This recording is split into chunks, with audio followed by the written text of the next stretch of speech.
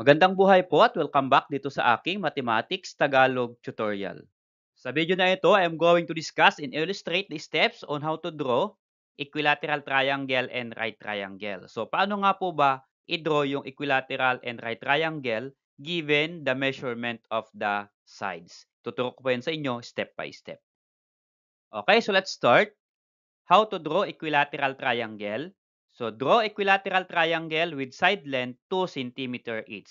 Ibig sabihin, we are going to draw equilateral triangle na ang measurement ng sides or lahat ng sides po ay 2 cm. So, pag sinabi po natin equilateral triangle, pare-pareho pong 2 cm yung measurement ng sides. So, paano po i-drawing? Ganito lang po yun.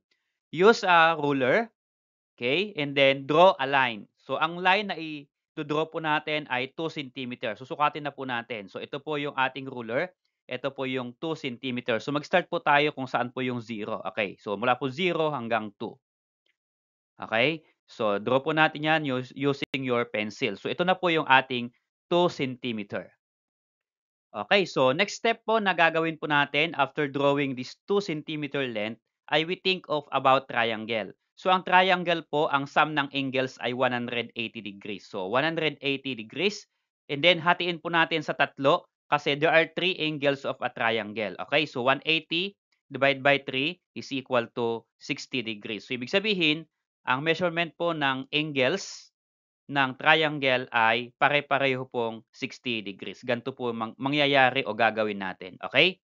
So, ito na po yung 2 cm na base natin. Ito po yun, yung part ng triangle dito. So, magdodraw po tayo ng dalawa pang sides dito sa taas. Okay, paano po i-draw itong 60 degrees?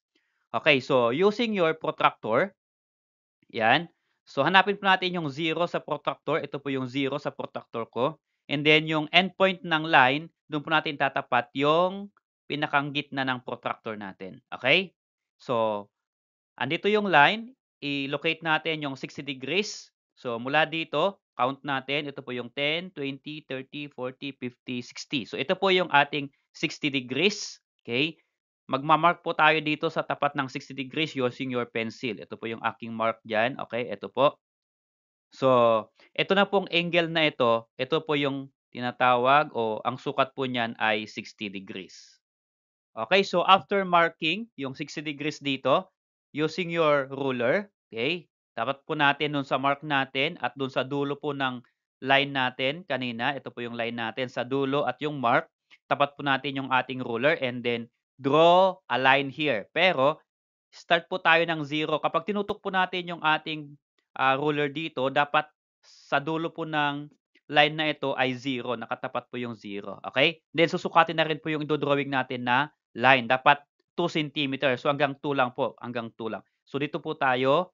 Okay? Hanggang dito po tayo magdodraw ng line. So ganito po yan using your pencil. Okay, yan.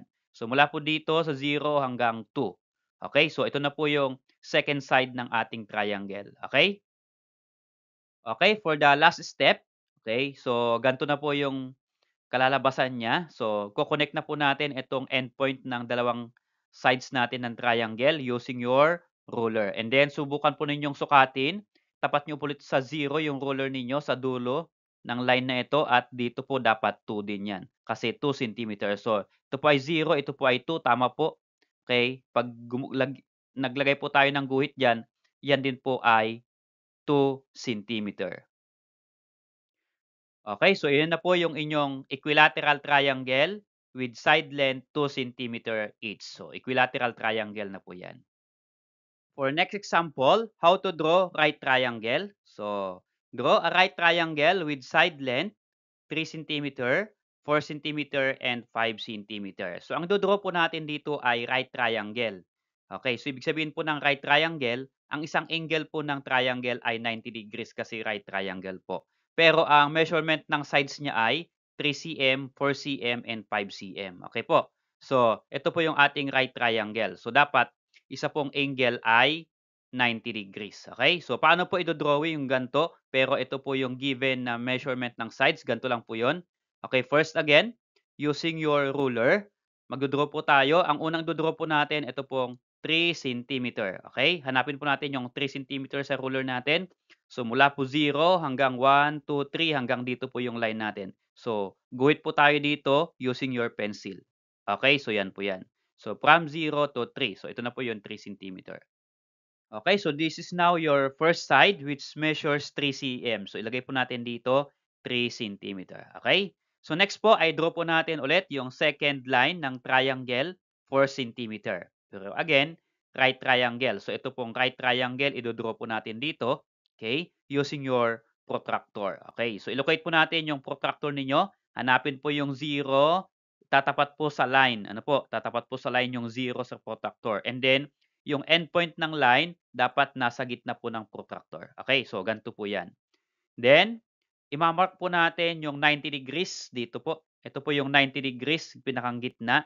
Ito po yung ibig sabihin ng right. Ano po? So, magmark po tayo sa 90 degrees dyan. Yan. So, siya na po yan yung ating 90 degrees. Okay, next, after po tayo mag-mark ng 90 degrees, ay magdo-draw po tayo ng line dito. Okay? So, ito po yung second side ng triangle natin.